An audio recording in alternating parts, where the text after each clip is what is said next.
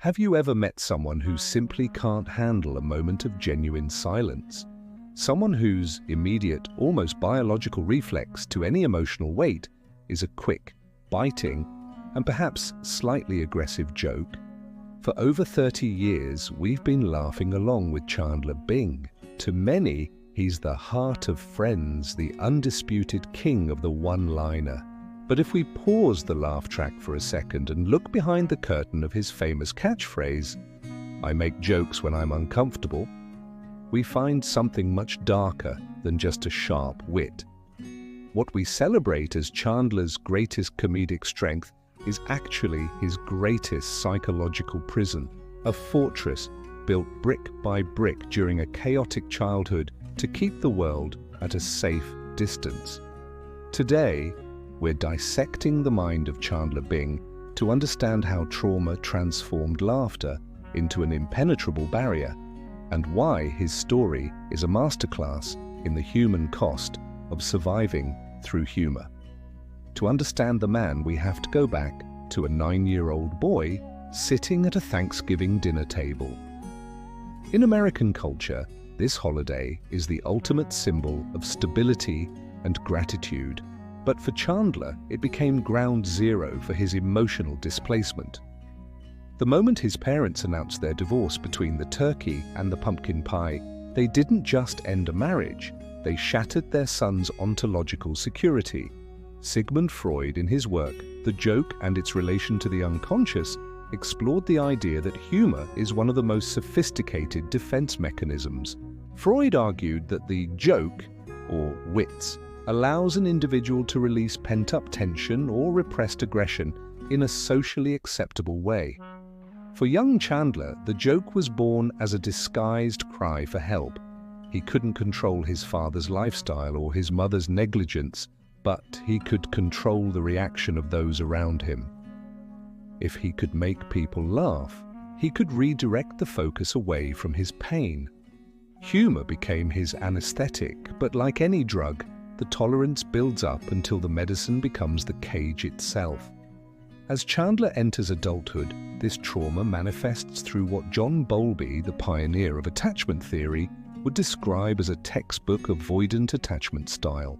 Because his primary caregivers were emotionally unstable or too preoccupied with their own drama, Chandler learned early on that relying on others for emotional consistency was a losing game.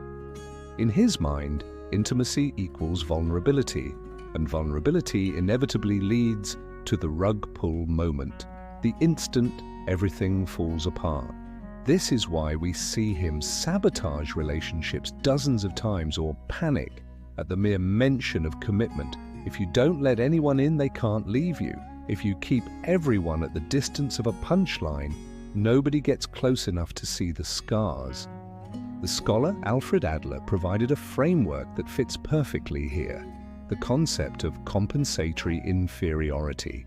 Adler believed that individuals who feel inherently broken, often due to childhood rejection, develop a complex where they feel the need to overcompensate in other areas. Chandler's intellectual sharpness and lightning-fast sarcasm are ways of maintaining a position of observational superiority. And he is the critic in the room because he's terrified of being a participant. By ironizing every situation, he strips reality of its weight. However, the tragedy of this defense is that while it protects him from life's lows, it also numbs him to the highs. He lives in a state of emotional stagnation, a prisoner of his own mask. This brings us to Carl Jung's analytical psychology and the concept of the persona. Jung described the persona as the social mask we wear to navigate the world, but he warned of the danger of the ego identifying too closely with it. Chandler eventually becomes a slave to his own character. There's a famous episode where he bets he can go a week without making fun of his friends, and the result is agonizing. He shakes, he sweats, and he experiences genuine physical distress. He doesn't know who he is without the sarcasm. If he stops being the funny guy, what's left? In his subconscious, all that remains is that abandoned boy at the dinner table. He has fused his identity with his defense mechanism so deeply that dropping the act feels like a form of psychic death. But Chandler's story isn't just a tragedy, it's a journey of integration. This is where we look at Virginia Satir's family systems therapy. In a dysfunctional family, children take on roles to survive. Chandler was the placater and the distractor, the one who uses humor to diffuse tension so the adults won't fight. It's only when he enters a chosen family and begins his relationship with Monica Geller that he's forced to unlearn these roles. Monica acts as what psychologists call a secure base. She is the first person in his life who demands sincerity over wit. She doesn't laugh at his jokes when the house is metaphorically on fire. She forces him to stay in the room and feel the heat. Through Monica, Chandler begins to move toward what Abraham Maslow defined as self-actualization.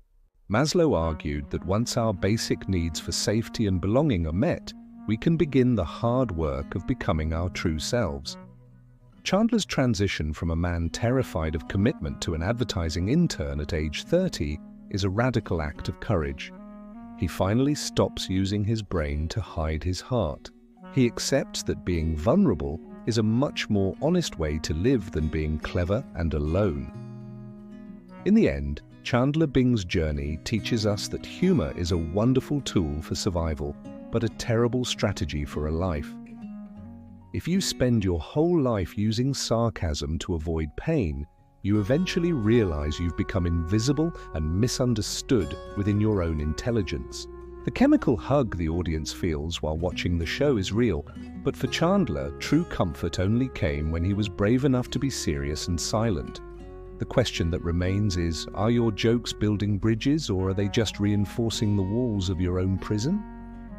Maybe it's time to let the silence sit at the table until it finally becomes comfortable. If you enjoyed this analysis, leave a comment letting us know which pop culture character you'd like to see us dive into next. Subscribe and turn on notifications to be alerted whenever we drop a new video. Until next time.